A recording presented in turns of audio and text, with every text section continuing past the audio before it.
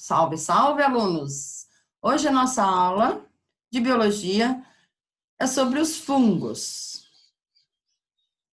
Então, os slides estão bem bonitos, né? Então, estamos na aula 12, o reino dos fungos. Então, são os cogumelos, os bolores, as leveduras, o mofo. Então, algumas características aqui do reino fungi. O reino fungi é representado por organismos eucariontes, quer dizer que eles têm núcleo, né? Unicelulares ou pluricelulares, ou multicelulares, como também pode ser chamado, sendo encontrados nos mais diversos tipos de ambientes. Entre os fungos incluem-se os cogumelos, mofos, orelhas de pau, bolores, as leveduras, que faz a fermentação de bebida alcoólica, entre outros organismos. Por algum tempo, os fungos foram classificados no reino vegetal, por possuírem características semelhantes às das plantas, mas, no entanto, diferem fundamentalmente por não apresentarem a clorofila ou qualquer outro pigmento fotossintetizante, portanto, são heterotróficos. Então, eles precisam ingerir o alimento, ou melhor, absorver. A nutrição deles é bastante interessante, eles liberam enzimas no ambiente. As enzimas fazem a digestão fora das células, depois eles absorvem tudo já digerido.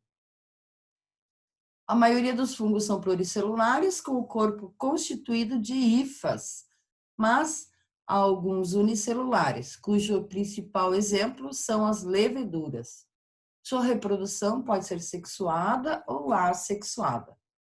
Os fungos são basicamente compostos por um emaranhado de tubos ramificados e envolvidos por uma parede de quitina, que é um polissacarídeo, que também está presente no exoesqueleto dos artrópodos. Esse emaranhado é chamado de micélio, e os tubos que o compõem são as hifas. Então, a gente tem um desenho esquemático aqui de uma hifa, de um cogumelo, né? Aqui a parte reprodutiva e as hifas, né? Então, as hifas, elas podem ser desses três tipos aqui. A hifa cenocítica, que não tem divisão, não tem septos. A cenocítica e a hifa septada, onde existem dois núcleos. Então, pode ter um núcleo por célula ou dois núcleos. Então, toda essa estrutura emaranhada aqui é o micélio, que é o conjunto de hifas. As hifas são filamentos microscópicos onde está contido o material genético dos fungos. Elas podem ser de dois tipos. As hifas cenocíticas, quando não possuem paredes transversais, chamadas septos, ficando os núcleos espalhados pelo citoplasma. As hifas septadas, quando há delimitação de compartimentos celulares pelos septos, formando células com que são chamadas monocarióticas, ou dois núcleos, que são as dicarióticas.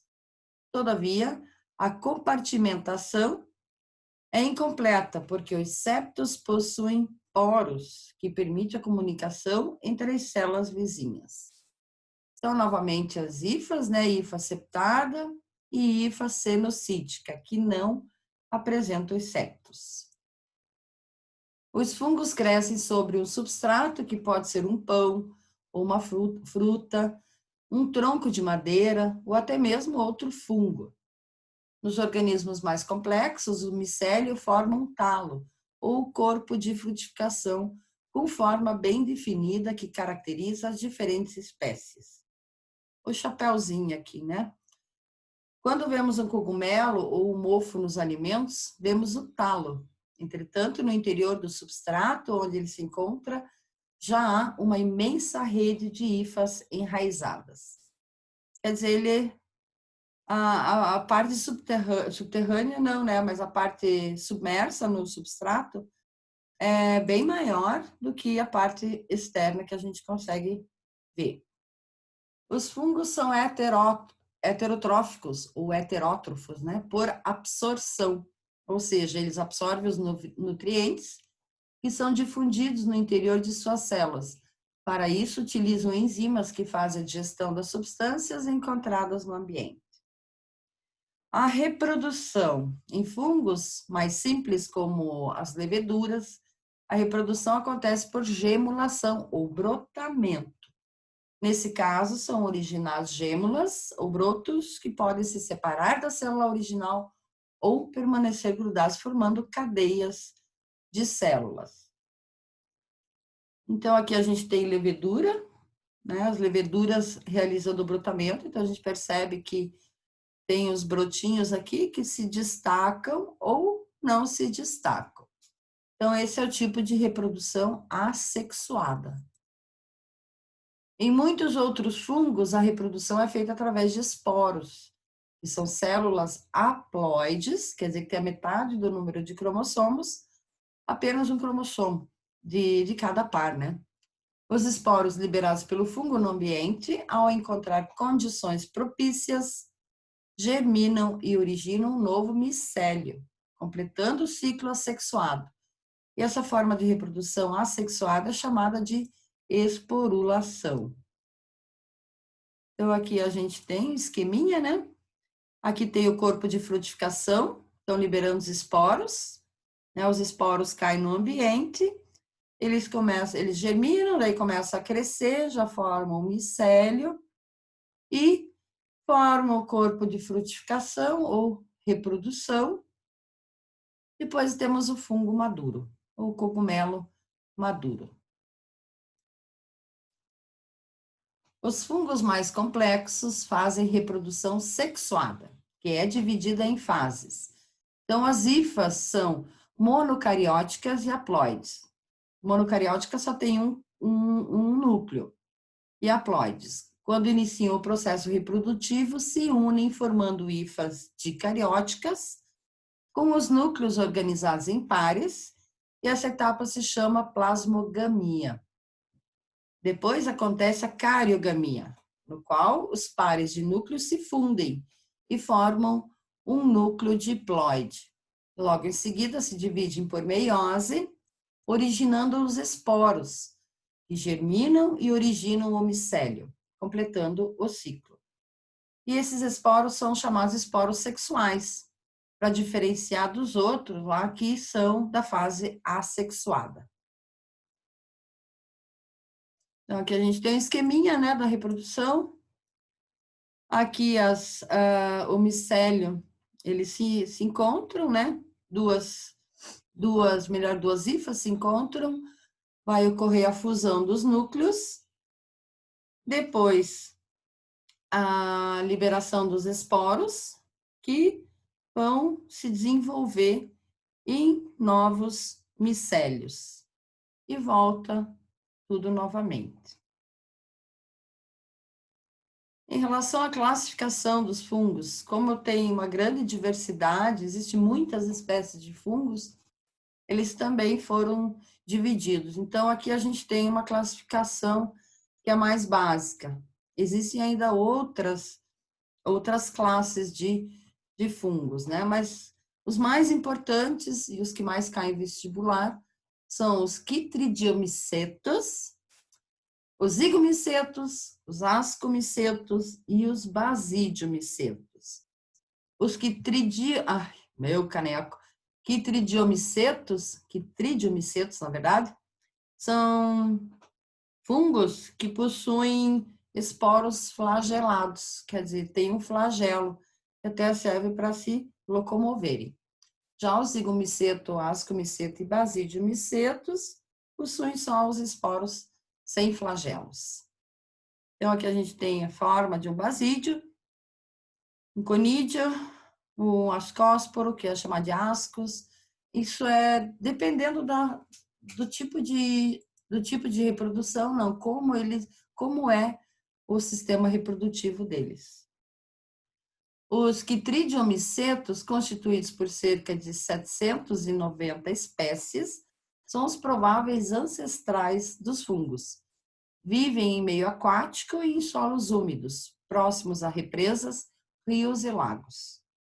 Vivem da absorção da matéria orgânica que decompõe e muitas vezes parasitam algas, protozoários outros fungos, plantas e animais.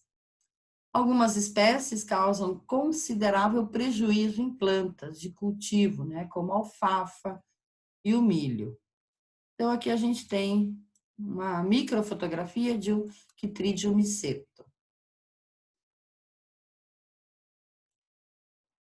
Outro grupo, os ascomicetos, com cerca de 32 mil espécies. São os que formam estruturas reprodutivas sexuadas, conhecidas como ascos, dentro dos quais são produzidos esporos meióticos, os ascósporos. Incluem diversos tipos de bolores, as trufas, as morchelas, todos filamentosos, e as leveduras. O Saccharomyces cerevisiae é uma espécie que é utilizada para a fermentação da cerveja. E esses são unicelulares. As leveduras são unicelulares. Outro grupo, os basidiomicetos, com cerca de 22 mil espécies. São os que produzem estruturas reprodutoras sexuadas, denominadas de basídeos. Produtores de esporos meióticos também, os basidiósporos. Então, os basidiósporos que são os esporos, né, que sofreram meiose. O grupo inclui cogumelos, orelhas de pau, as ferrugens e os carvões. Esses dois últimos são causadores de doenças em plantas. Isso aqui é a orelha de pau. Então, eles são bastante bonitos, né?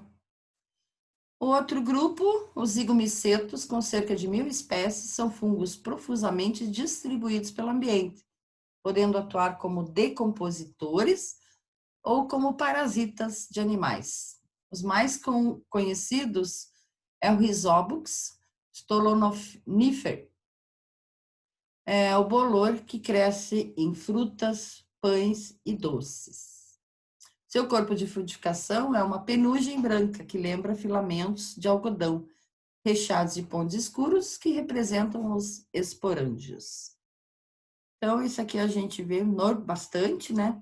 O nosso ambiente, o ar, onde qualquer lugar tem muitos esporos de fungos, né? Então, basta eles encontrar uma matéria orgânica, eles se depositam ali para retirar o alimento.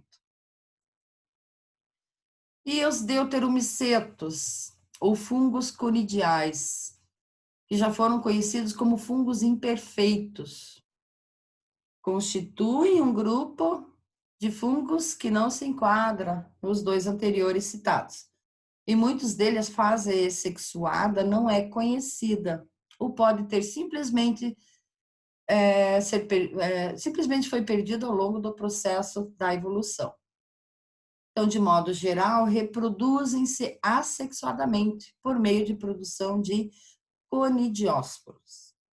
Esse grupo pertence, ou melhor, a esse grupo pertencem diversas espécies de penicillium, que é o fungo do qual é extraído a penicilina. A Candida albicans, né, que causa candidíase em crianças e em mulheres, o aspergillus e alguns causadores de micose também. A importância ecológica e econômica dos fungos. Os fungos desempenham um papel de decompositores na natureza, com cadáveres e resíduos de seres vivos.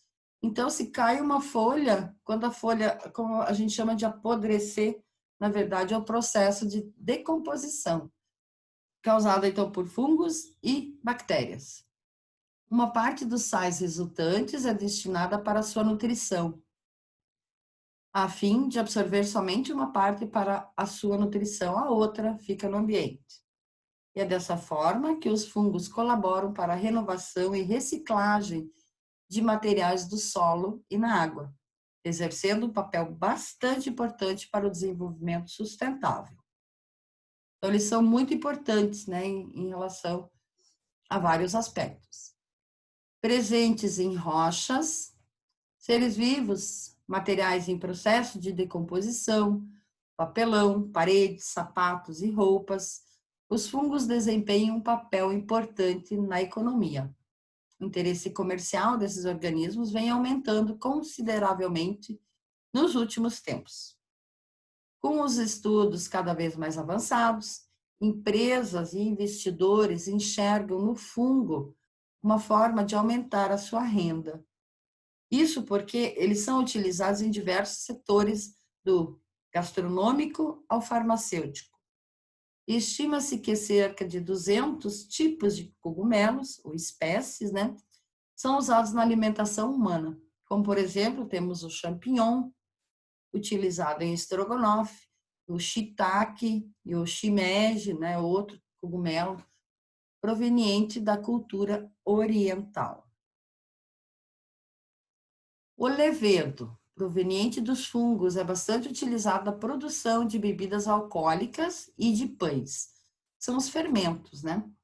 Esse levedo na massa elimina gás carbônico, que contribui para tornar o pão leve e macio. Já no caso das bebidas alcoólicas, é utilizado para obtenção de energia e álcool etílico. Quando eles utilizam, né, eles obtêm energia e já transformam, faz uma reação química transformando em álcool etílico. Os fungos presentes em alguns queijos são também os mais comuns e conhecidos, responsáveis pelo sabor característico de queijos como Roquefort, Gorgonzola e Camembert. Os fungos são utilizados no processo de fabricação. Então, aqui a gente tem um queijinho, né, Camembert, com os fungos ali. Quanto mais fungo, mais gostoso. Né? Outros, os comestíveis. Tem poucas espécies assim que são tóxicas, mas a gente não deve sair comendo qualquer fungo que a gente acha aí numa floresta, por exemplo, né? E tem os alucinógenos também. O psilocybe, ele, né, mexe com o nosso sistema nervoso.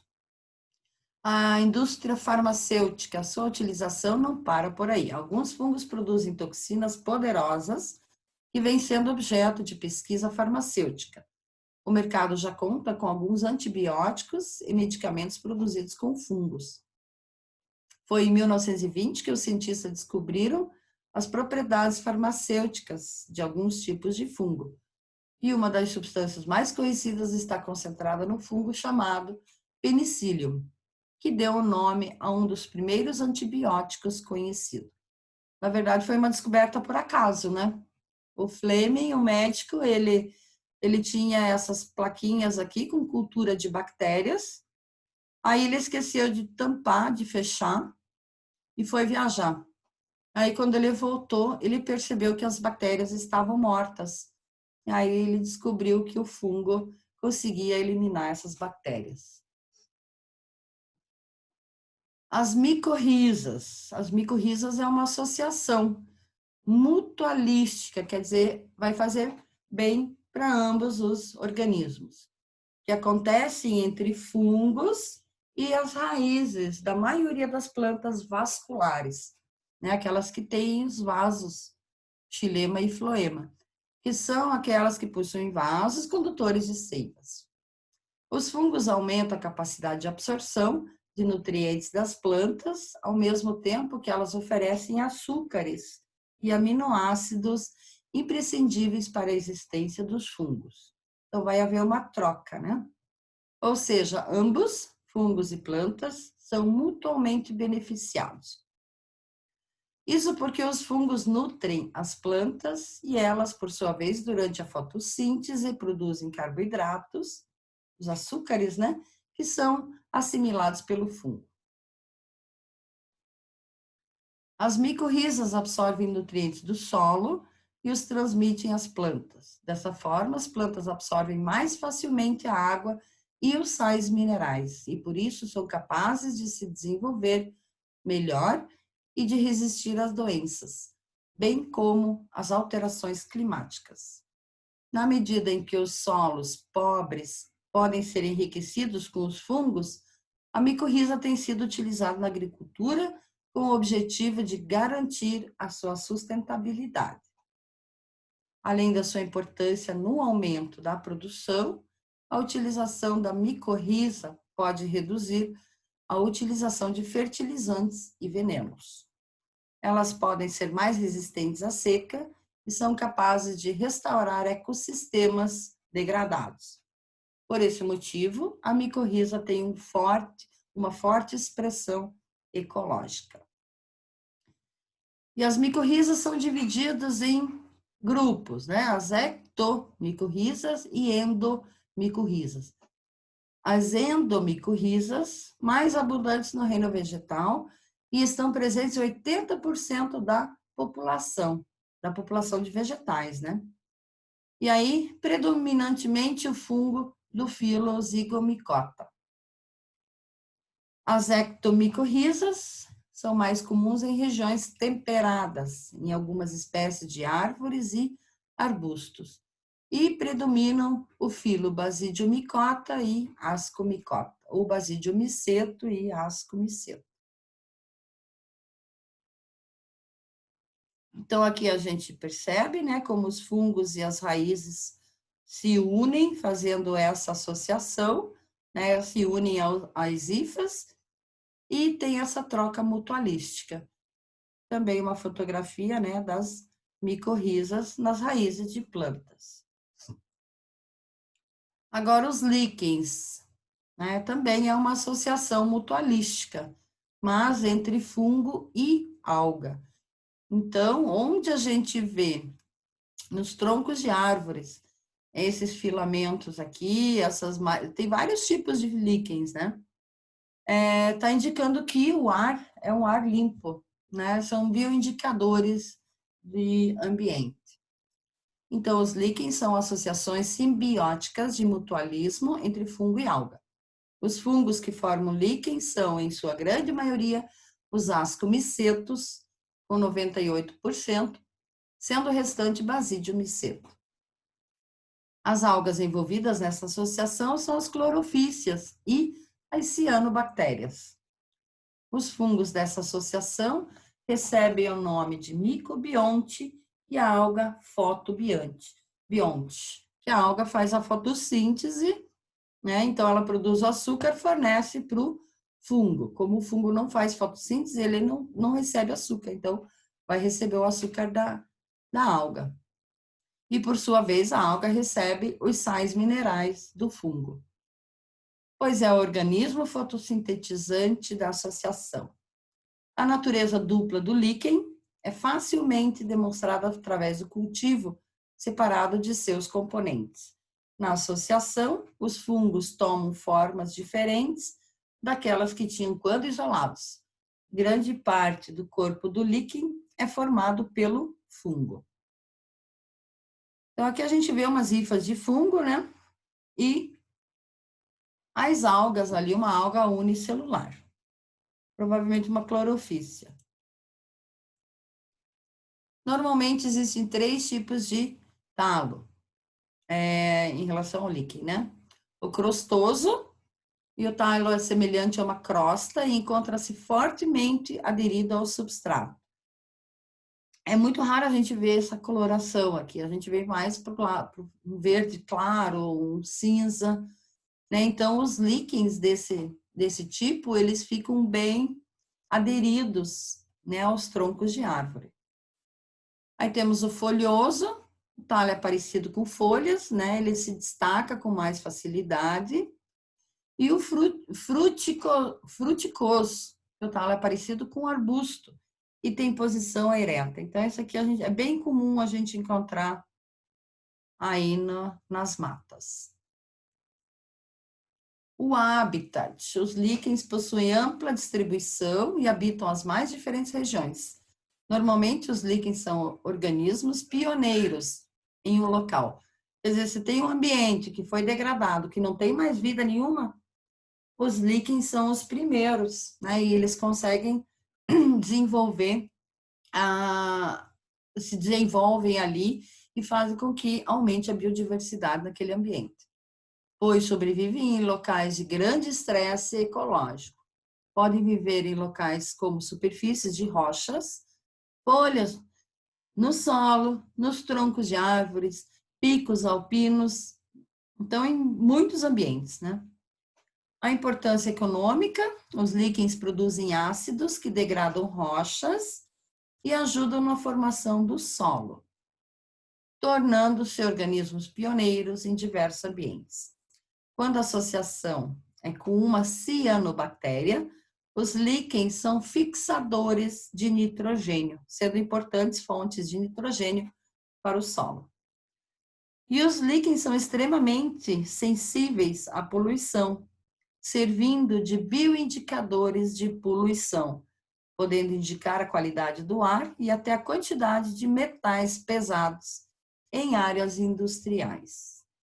Então, são bastante importantes. Então, a nossa aula termina por aqui. Obrigada.